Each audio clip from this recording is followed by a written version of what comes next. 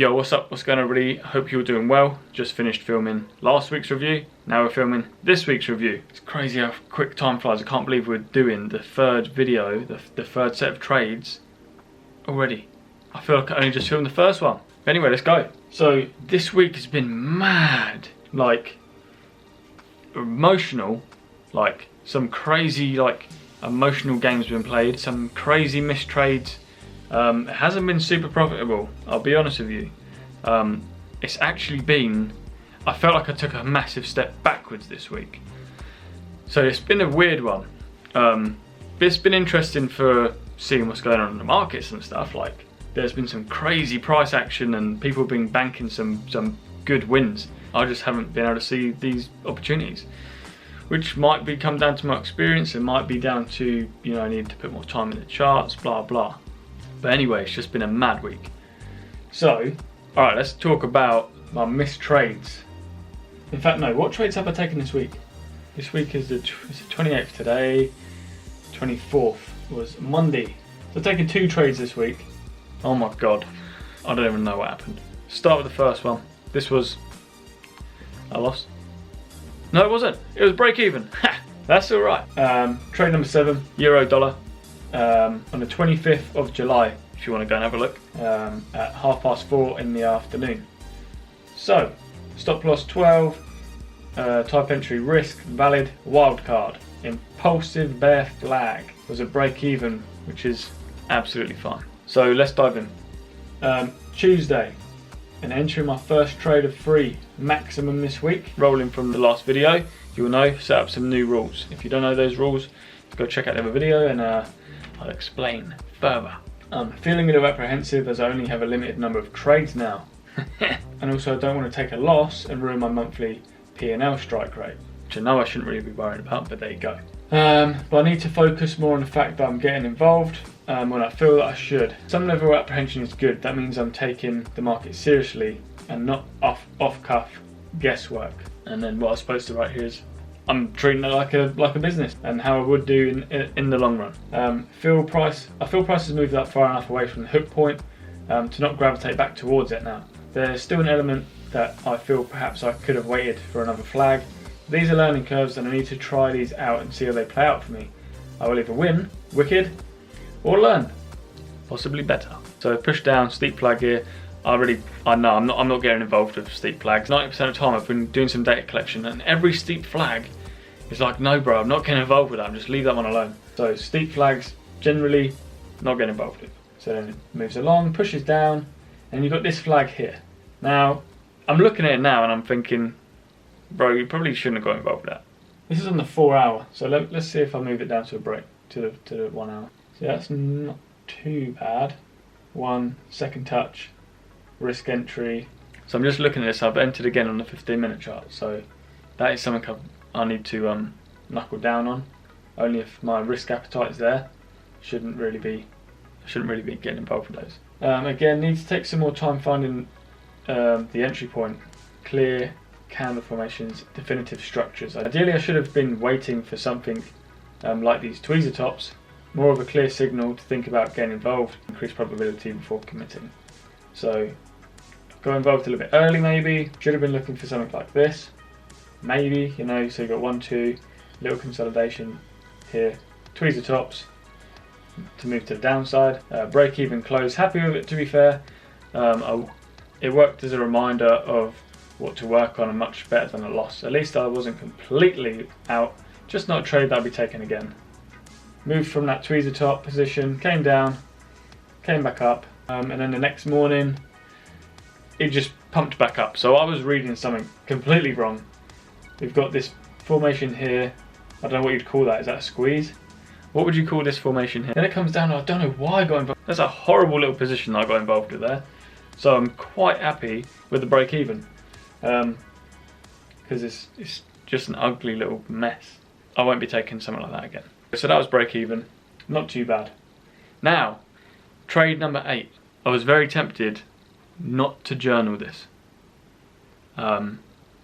Because this was something that I didn't do on purpose, but it happened. So I think it's only right that I journal it. Be completely transparent, completely honest. And as a beginner especially, this was a huge learning curve, okay? And I'm so glad, I'm so thankful that I've done this on a demo account. So this might be all you need to see to decide whether to start on a demo account or not. Because this happened completely accidentally. I didn't know it was going to happen. Yeah, and when it did, it made me feel a little bit sick, right? Bearing in mind last week I made what? Nearly 5% win across the week. Check this out. Demo trade number 8. Pound Aussie, direction long, on July 27th, 2023. Stop loss, 0. Result, -7. Wow, bro. 0 stop loss. What happened? What the fuck? What happened? I don't even remember why. I always set stop loss. Always. And this one didn't. Okay. And oh my god. Let me just tell you what happened. So, I'll read this out to you. I set up an order. I then decided against the order. And I forgot to cancel. So not only was it playing out in the wrong direction, I was sitting at -8 grand, -8,000 £. There was no stop loss. So, like I said, I wasn't going to enter this into my journal because I didn't take the trade. However, I did set it up, and I did forget to cancel, and I set it up without a stop loss. So all of these things, they were my fault. They were under my control. So on the flip side of not wanting to journal it, I thought, actually, this is probably the most important one I do journal, because this kind of thing can't happen again. I can't be forgetting to close positions. I can't set something up and forget about it. But yeah, so I haven't actually got any photographs of the entry point because I thought I deleted it. I would have cleared it off my forecast because I cancelled. At least I thought I'd cancelled it. So I've got no pictures to show you. But yeah, felt grim. I just felt grim. I felt like I'd actually lost funds. But I'm thinking to myself, you know, money comes and goes. So although this is a big learning lesson, I can't let it happen again. I will make that money back. Those funds will come back through my future wins. I've got a lot to make up now. I've got 8 grand's worth of loss that I didn't need to lose. And from last week making like 4 or 5%, I'm gutted. But it is what it is. You've got to learn. You've got to roll with the punches. You've got to learn from these things. That's the whole point of the demo account at the end of the day. See what you do right, see what you do wrong. That was just one massive steep learning curve that it ain't gonna happen again. So this happened yesterday, and this happened 10 minutes after a missed trade, which flew for like 5, 6, 7%. So, you know, I just got emotionally beat up yesterday. I've been struggling reading some of the patterns and stuff. I'm telling you now, last week I was in the flow. This week the charts may as well just been scribbles. Like, I couldn't read any of it. So that was another frustration. So I've got a missed trade. An open order has just flown without a stop loss. I'm struggling to read the charts. You know, these are all. It's just been a bit of an emotional punch up. You know, it's been very, very scrappy in my head and also on the charts. So it's been an interesting week. Put it that way.